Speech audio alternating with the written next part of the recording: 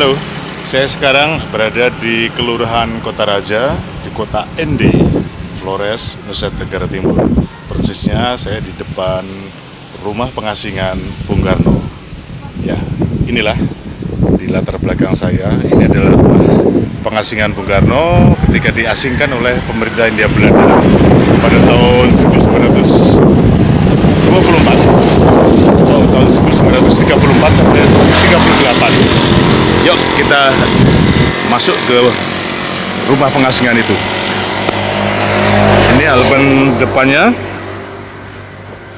Kemudian di sebelah kiri ada patung yang tentu dibuat baru oleh pematung lokal Nusa Tenggara Timur. Ini halamannya. Nah, rumah ini ukurannya 9 kali 12 meter. 9 kali 12 meter. Jadi memang cukup mungil untuk ukuran sebuah keluarga dengan berapa? 5 atau 7 penghuni. Jadi Bung Karno kemudian membawa istrinya, istri kedua yaitu Ibu Inggit Ganarsih, kemudian Ibu mertua Ibu Amsi, kemudian anak mereka Ibu Ratna, dan kemudian ada 2 orang lagi gitu. Nah, ini saya berada di ruang tengah, ruang tamu. Ini ada foto-fotonya. Ruang tamu ini ruang yang paling luas di antara ruangan yang lain. Ini ada artefak-artefak yang menjadi atau menemani Bung Karno pada masa pembuangannya itu. Ini ada piring atau keramik hiasan dinding, kemudian yang memang fungsional waktu itu yaitu ceret air dari aluminium, kemudian kerekan. Ini kerekan untuk timba. Di belakang ada sumur yang sekarang masih berfungsi, airnya bagus, bening. Kemudian ini ada setrika, tampaknya masih cukup bagus ini setrikanya. Ini ruangan yang paling luas ya, ruang tamu. Tapi ada yang mengatakan ini juga dulu untuk tempat bekerja, karena Bu Inggit Ganarsih juga membantu untuk mencari uang untuk kehidupan sehari-hari. Ini adalah ruang tamu khusus yang dipakai untuk menemui tamu-tamu khusus, teman-teman atau rekan atau tamu istimewa dari Bung Karno atau keluarga Bung Karno. Kemudian di sebelahnya ada ruang tidur. Ini ruang tidur untuk Bung Karno dan istrinya Ibu Inggit. Kita bergerak ke ruang berikutnya. Oh ya, ini ada lukisan. Dilukis oleh Bung Karno pada tahun 35. Ini mengisahkan tentang 4 orang yang seperti melakukan ritual keagamaan di depan sebuah pura kecil. Kemudian ini ada ruang antara, yaitu ruang antara ruang depan dengan ruang belakang. Tentu dulu ada aktivitas di sini, tapi tidak banyak diberi keterangan. Ini ruang tidur Bung Karno, tampak dari samping tadi, dari pintu ruang samping. Ini sosok Inggit Ganarsih pada usia 35 tahun. Ibu Inggit ini memang dulu ibu kosnya Bung Karno ketika Bung Karno kuliah di Bandung yang sekarang menjadi ITB. Dan ini sosok Bung Karno sendiri. Ini keluarga di depan rumah, nggak diketahui rumah di mana. Dan ini ada 2 tempat tidur pada sebuah kamar yang relatif cukup besar. Ini untuk tadi ibu mertua, Ibu Amsi, dengan anak pungutnya, anak ya sebetulnya bukan anak kandung, yaitu Ibu Ratna Juwami dan Ibu Amsi. Dan kemudian ada satu tempat tidur lagi, kalau nggak salah, kalau diceritakan dalam sejarah ada 2 orang, saya harus mengingat lagi namanya, tapi ada 2 anak laki-laki yang memang kemudian punya peran sangat membantu dalam keseharian kehidupan Bung Karno. Ini ada foto yang penting, foto tahun 54 ketika Bung Karno meresmikan rumah pengasingannya ini menjadi museum atau rumah yang kemudian menjadi artefak penting dalam perjalanan sejarah bangsa Indonesia. Jadi diresmikan 9 tahun setelah merdeka atau setelah Bung Karno menjadi presiden, atau sekitar 16 tahun setelah Bung Karno keluar dari rumah pengasingan ini. Ini adalah ruang belakang, ini cukup longgar, selasar, tentu sekarang kosong. Kita tidak tahu bagaimana dulu sejarahnya seperti apa.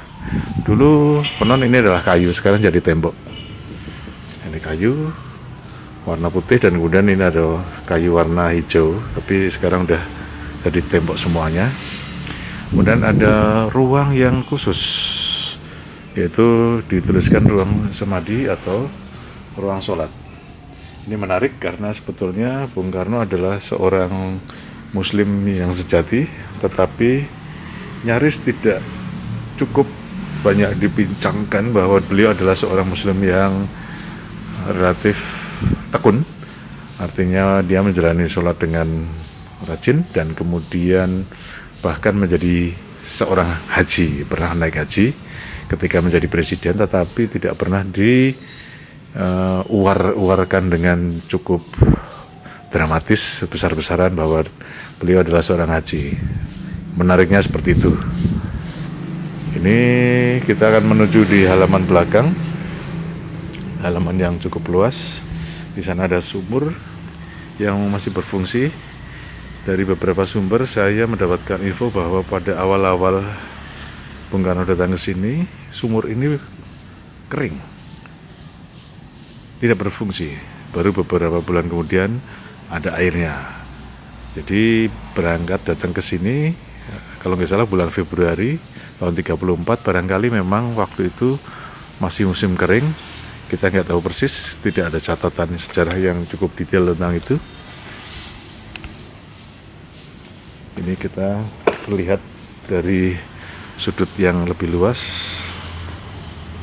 rumah pengasingan Bung Karno di Ende, Flores, Nusa Tenggara Timur. Kita menuju ke rumah atau ke ruang berikutnya di samping. Oh ya, ini adalah rumah yang disewa dari seorang pengusaha lokal di sini, keturunan Bugis kalau nggak salah, namanya Bapak Haji Ambuwaru. Dan konon kemudian dihibahkan untuk Bung Karno yang bisa ditinggali, didiami selama Bung Karno berada dalam pengasingan atau masa-masa diasingkan oleh pemerintah Hindia Belanda. Ini adalah ruang untuk toilet. Ini dapur. Saya kira ruang-ruangnya cukup tersembunyi, tertata rapi, dan ini tempat untuk mencuci perabotan setelah dipakai. Jadi ini dulu pasti ada air, penampungan air, dan kemudian mencucinya di sini, aliran airnya ke sana. Ini cara-cara yang tradisional dulu. Sekarang mungkin dengan keramik atau dengan logam yang lebih bersih.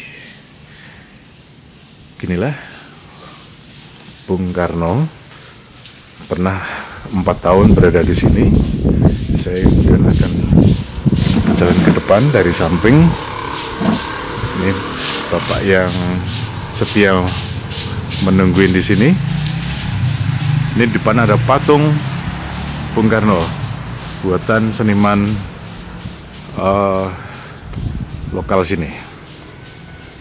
Ini tampak dari samping wajah rumah secara keseluruhan. Ini rumah yang sangat ikonik untuk berbicara tentang rumah pengasingan Bung Karno. Kita bisa membayangkan bahwa rumah ini tentu dulu gitu penuh air mata, kesedihan. Kenapa? Saya membayangkan ketika datang ke sini 8 hari perjalanan lewat kapal dan kemudian sampai di sini. Sebagai orang Jawa, Bung Karno, istri dan anak-anaknya itu pasti mengalami semacam gegar budaya kecil-kecilan. Tapi saya kira prinsip, yaitu ada beberapa kisah yang mengatakan bahwa pada tahun 34 itu sebetulnya warga Nusa Tenggara Timur, makanan pokoknya atau makanan penting yang harus disantap tiap hari adalah ketela pohon atau jagung, bukan beras atau nasi. Ini tentu menyulitkan bagi keluarga Bung Karno ketika harus pertama kali ke sini dan tiap hari harus disuguhi atau menyantap jagung atau ketela pohon. Saya kira seperti halnya kita semuanya yang menghadapi hal seperti ini, perut pasti tidak akan kenyang kalau belum makan nasi. Nah, ini tiap hari makannya adalah ketela pohon dan jagung. Dan saya kira karena kebiasaan itu dan kemudian kelangkaan beras itu sangat tinggi, saya kira. Kemudian menariknya ada kisah yang tidak banyak atau belum banyak atau tidak banyak diekspos, bahwa ketika datang ke sini, ke ND, itu Ibu Inggit itu menjual nyaris sebagian besar aset-aset pribadinya untuk bekal hidup di sini. Waktu itu tidak jelas akan berapa lama di sini, tetapi dengan setia sebagai istri, dia mengikuti jejak atau mengikuti kemanapun jejak Bung Karno akan dihempaskan. Maka kemudian aset-asetnya dijual dan untuk hidup di sini. Ya, ada yang mengatakan pemerintah Hindia Belanda memberi uang saku di sini untuk hidup Bung Karno, tetapi saya kira ada kisah itu mengatakan bahwa itu hidupnya pas-pasan, sangat pas-pasan. Dan kemudian Bu Inggit lah yang punya peran besar untuk menghidupi keluarga dengan menjual asetnya itu, dan sebetulnya juga melakukan jual beli baju. Jadi Bu Inggit itu kulaan atau membeli baju dari Bandung, tentu semacam pesan dari luar Bandung, dan kemudian dikirimkan ke sini dan kemudian dijual di sini. Itulah yang bisa membantu menghidupi keseharian keluarga Bung Karno. Maka saya kira kalau melihat patung ini sendirian, Bung Karno saja, saya kira juga ini menurut saya secara pribadi juga kurang objektif, karena tampaknya cenderung ke Soekarno sentris. Sebetulnya ada peran perempuan penting pendamping Bung Karno waktu itu, yaitu Ibu Inggit. Bayangkan, membawa ibunya atau mertuanya, Bu Amsi, hingga meninggal dunia di sini dan dimakamkan di ND karena malaria. Keikutsertaan ibu mertua itu adalah juga bagian dari perjuangan keluarga tersebut untuk bisa ikut merasakan keprihatinan hidup di tempat pengasikan di sini. Saya kira ini perjuangan Bu Amsi, perjuangan anaknya Ibu Inggit dan juga perjuangan menantunya Bung Karno di tanah pengasingan di sini. Maka saya membayangkan itu menjadi menarik kalau kemudian patungnya tidak hanya patung Bung Karno sendirian, tapi ada minimal 2 sosok, yaitu Bung Karno dan Bu Inggit berada di situ, mungkin duduk sebangku, sehingga ada peran-peran yang tidak dilupakan dalam perjuangan bangsa ini, yaitu sosok perempuan istrinya Bung Karno. Meskipun setelah keluar dari sini tahun 42 atau 6 tahun setelah Bung Karno, keluarga ini keluar dari Inde, Bung Karno dan Bu Inggit berpisah. Ini saya kira sih menarik itu. Dan syukur malah bisa 3, ada Bu Amsi, jadi patungnya Bung Karno, ada patungnya Bu Inggit dan Bu Amsi. Saya kira akan lebih memberi penekanan pada heroisme keluarga ini.